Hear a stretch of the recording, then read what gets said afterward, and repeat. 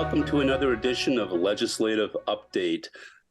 Mauna Kea TV and the Vermont Standard present this legislative update with Woodstock Representative Tesha Buss each week during the legislative session. And things are winding down, as you know, and Tesha's here to talk with us today about some of the activities that have been happening in the education realm in the legislature this session. Hello, Tesha. Hello. Thank you for having me back. Sure. Well, you're winding down your first half of your first term in the Vermont legislature, and your first year serving on the Education Committee, which I know is something very close to your heart. Let's talk a little bit about some of the major pieces of legislation that have moved through the legislature this session in the education realm. Can you fill us in on that? Yes, we have predominantly focused on 5 bills. Most recently, childcare, because there is a component of pre-kindergarten in the childcare bill. And, the real goal is to make sure that as many public schools as can create capacity as possible, we want to be able to support them so that we can free up some space within childcares to focus on the 0 to 3 slots. And also so that childcares can focus on full day pre-K, which really means full work day for the parents of 8 to 4:30. So, schools usually end around 2:30, 2:50. And so we have a little bit of work to do also in the after school realm for pre-K as well. So that's the pre-K realm. Mm-hmm. We also did a lot of work we're creating a school construction task force. We all know that we haven't touched school construction since 2007. Mm-hmm. And because of that, we have aging infrastructure, which we currently have one of the worst schools in the state structurally for our middle school, high school here in Woodstock. And we also have a PCB problem. Now, the PCBs came up very quick at the end of the 2021 legislative session, and it got pushed through pretty fast. And so a lot of people have said, Tisha, why would the Education Committee decide to pause this program when it's a public health emergency? And that is, in essence, where the issue lies, is that determining whether or not it is an emergency is what we looked at in the Education Committee exclusively, mm-hmm. And persistently. So right now, there is no standard that the EPA uses to test for PCBs in the air. They only test for it in the soil. And so we had to create our own way to test it in the air here in Vermont. And by doing that, they use the formula that you test at levels that are unsafe when you have reached a standard that would mean the exposure was over 220 some days a year for 30 years at 9.5 hours per day. Now, that's a very intense standard that no student matches. So, and the issue with the PCB is that as soon as you test at a level that requires action, you are immediately mandated to take that action, whether that fits in the overall construction needs of your building or not. Mm-hmm. Now, let me also say that we only have a potential of 6 in 1 million people that might have a death attributed to a PCB. So we have no definitive deaths attributed to PCBs, particularly in the air. There are PCBs that exist in your milk. Mm-hmm. Mm-hmm. So it is everywhere. And so what I wanted the task force to do, or I made this charge to the committee, and we had a robust discussion around it, which is that if we could, in a perfect world, test and then take the testing results and combine it with the construction task force, wouldn't that be the best and most prudent way to spend our taxpayer dollars? Mm-hmm. Mm-hmm. Rather than putting money at an emergency that I am not convinced is the emergency that it was touted to be. Absolutely. So right now, the task force exists within the Senate budget because the Senate didn't like the pause. Well, the Senate Education Committee did not like the pause. Let me state that. There are many senators who do believe that the pause is financially prudent and doesn't satisfy the need for such a public health emergency. And they have made their statements to the pro tem. But right now, the only thing that looks like it will that has the best chance is just the construction task force. So we're really hoping the PCB can be included in that as well. Yeah. There are 3 other pieces of legislation. 2 I'll hit quickly because they have not passed out of our House Education Committee, but they're what we're discussing right now, which is the use of restraints and seclusion. And it is very, very challenging to hear the testimony on this, but obviously very important. There was a school in Waterbury that was having a very strong number of incidents that were reported to use restraints and seclusion, like, close to 100 a year. And they brought in a new superintendent that has really helped to reduce that number. Now it's below 30 in a short amount of time. So a real true understanding of our schools, having stronger policies, looking at the reporting, looking at what requires reporting. You should not seclude a child without having eyes on them. A lot of times that does happen, that the eyes go away.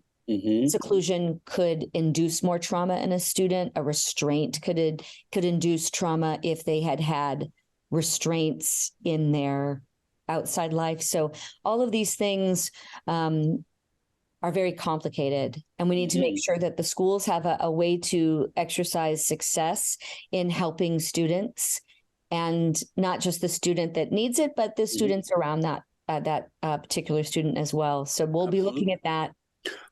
Question for you: this is a whole new issue to me that I wasn't aware of. What constitutes a restraint? That sounds very punitive, or very much an unusual. What I would think of as a parent or as a member of the community as a really unusual step to have to take. And you are absolutely correct. It truly should be unusual.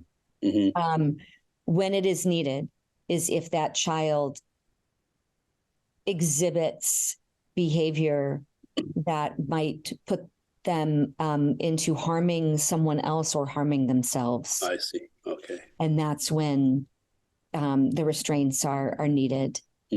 When that control is really lost, when you're afraid that child's, if that child has picked up a chair and it looks to throw it across the room, potentially even at somebody, that's when you really have to step in to keep everyone in the class and that particular child safe. Absolutely. Yeah. Wow. But, figuring out, no one wants that phone call as a parent that says, my child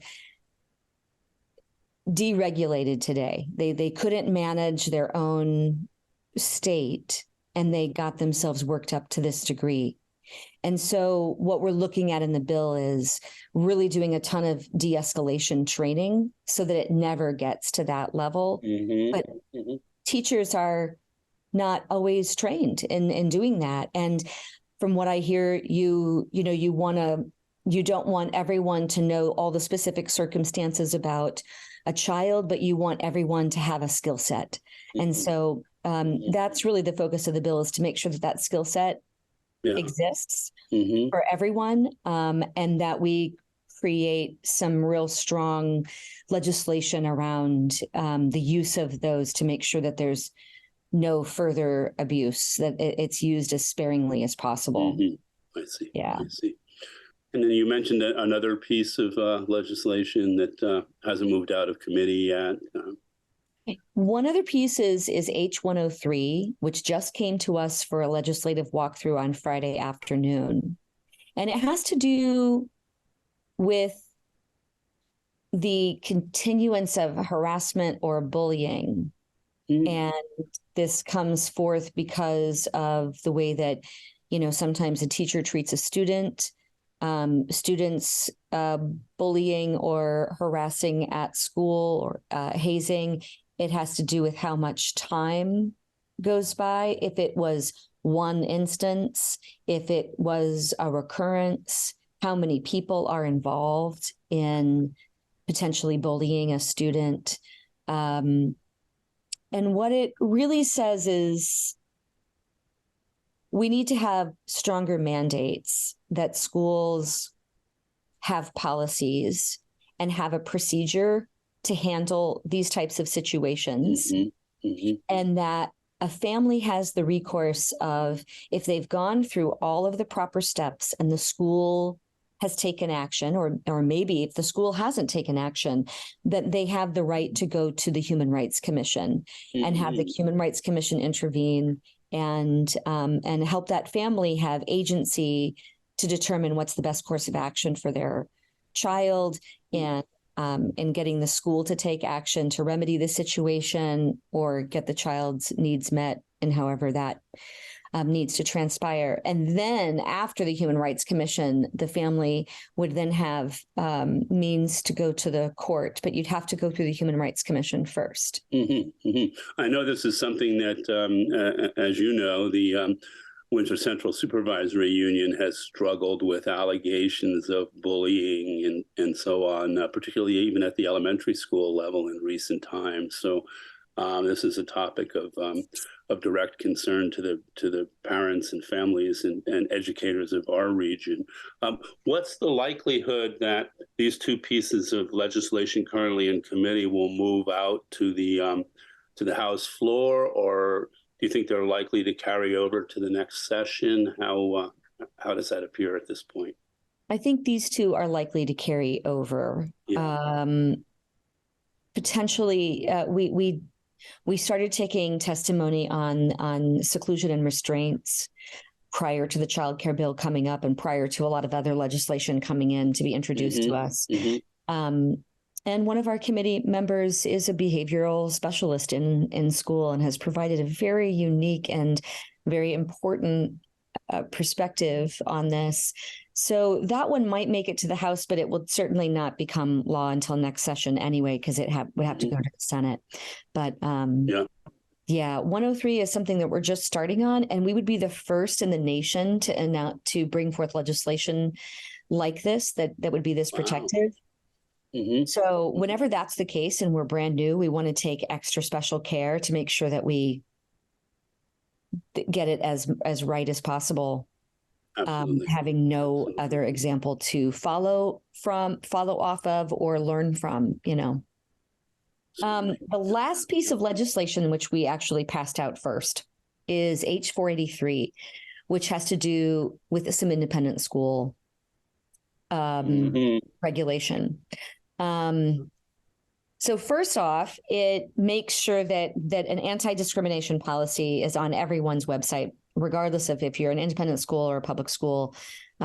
Discrimination policies needs to be out there, and fair employment protections. Then it goes down to admission requirements. So, when you are like Woodstock Union High School, if it wants to send a school to Killington Mountain School, they send the money off to that school, and then we never hear about if they're actually attending, if they're truant or not. So knowing if a child is continuing to attend the school that we paid to send them to is important. It deals with a 25-mile border restriction. Right now, if you are a parent here in the state of Vermont and you are a sending town and your kid wants to go to a high school in Spain, they can do that. And that's actually happening. So this 25-mile border would allow all of the folks that live along the border of Massachusetts and New York and New Hampshire to be able to continue our cross-border relationships, because sometimes that's the least restrictive way for them to receive schooling. But it would restrict us from sending kids into Canada And the main reason to exclude Canada really boiled down to the fact that we have federal laws that protect kids with disabilities. And of course, federal law wouldn't apply in Canada. And while some parts of Canada have excellent education for those with disabilities, it's not consistent in all of their provinces. And so we felt that that was really prudent for us to not send money out of the country to support us students. A question about, and I'm sure this is true of many of our viewers and listeners. Can you talk about what an independent school is? People think of independent schools as private schools, and there's the distinction, is there not? And particularly here we have the state potentially intervening through this legislation in regulating independent schools to some degree in a way that they wouldn't regulate a prep school or a private school. So how do you make that distinction? Well, the legislature doesn't exactly make a distinction. Private and independent is kind of used interchangeably, even within our committee. Okay. But the biggest difference for our listeners is truly private schools receive no state funding. Okay. So we're talking about students that receive our hard-earned tax dollars to support their education, whether it's kindergarten or high school. And, if you want to do private pay, you're welcome to do anything. As a private school, you can have any attendance requirement. You can have a bunch of requirements. But we felt at the education committee that when our public dollars go to that student, there should be a stronger influence of public policy. Okay. I see. So we're not just talking about, when I think of independent schools in the state, I tend to think of things like Bellows Free Academy, St. Johnsbury, maybe Sharon. Those are what I have often thought of as independent schools. And they are. And they are, but they're not private, right? They're not strictly private schools because they accept, in the case of Sharon and St. Johnsbury and Bellows Free, they accept public students. Yes. In a way that a place like, for example, Exeter or Pingree or Lawrenceville wouldn't. Those are, classic preparatory schools and residency schools. So. Yes. Yes. And, we have the four major academies, Thetford, Linden, St. Johnsbury, and Burton. And Burton, right. Yes. Yes. And then we have a lot of other small schools, and mostly around here, it's the Sharon Academy that kids attend. And let it be known, the Sharon Academy predominantly already fulfills pretty much every bit of this piece of legislation, because they even have, they have performance, they have academic standards that are that surpass what a lot of other smaller independent schools have. We wanted to make sure that if you are a taxpayer in a town that is a sending town, and you really want your kid to go to that small school, right now, that school can ask for your child's grades, can have them go through a test, an admissions test. You have to state that you can financially pay for all of the extracurricular activities, and that you're also mandated to do a site visit. And we felt that on public money, that your right to education shouldn't be that conditioned. That states to us that if you need to do that, then you may be taking a lot of kids that are easier and less expensive to educate, instead of receiving public money, which is public schools have to accept everyone. They can't know in advance whether or not a child's going to move from Texas to Vermont and have a disability that'll cost $150,000 a year to accommodate. So if public money is moving forward, we felt that those children needed that that right to be opened up so that they wouldn't be tested so much. Mm-hmm. Now, you mentioned that this is one of the first things you passed out of committee. Where does it stand before the full legislature now? Has the Senate acted on it, or where do things stand as far as that goes? The Senate is challenging the that committee seems to be way more pro-public, pro-independent school. The head of that, the chair of that committee went to Burton Academy, so has strong ties there, and is concerned that any condition of an independent school's rights is just too much, or they say that it doesn't actually help children. I remember hearing from listening to the testimony, how does this bill help kids? And I think it does help kids. I think it helps kids that really would like to strive for an independent school's acceptance for many reasons. Mm-hmm. But if they don't meet a certain reading level at 5th grade, there's certain schools that say you can't come here. Mm-hmm. And perhaps that is where that child would excel if the independent school didn't have that potentially preconceived notion that being able to read at a certain level was absolutely mandated. Maybe that child has a lot of other special qualities that would make them an mm-hmm. excellent student, and they just have this one challenge. We were hoping to broaden that, but I also have to say that it is not just our job on the education committee to look at children. It is to look at how we spend taxpayer dollars for the purpose of education. Mm-hmm. Mm-hmm. And I just want to make sure that when I run into a taxpayer and they look at me, I will feel good if I can sleep at night when I knew that I did the best job I could so that I could spend their money in the most efficient and effective manner. Mm-hmm.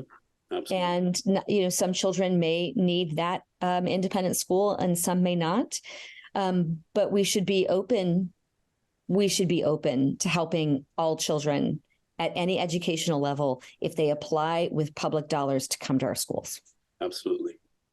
Well, Tesha, I really appreciate all the work that you and your fellow education committee members are doing on these issues of critical importance to our children, to our families, to our state, to our communities. And let's leave it with that. Thanks for bringing us all up to speed on education-related initiatives in the legislature this session, and keep up the good and continued hard work of advocating for our youths in the community and in the state. Look forward to seeing you again next week as the legislature winds to a conclusion, and appreciate it. Thank you much. Thank you for having me.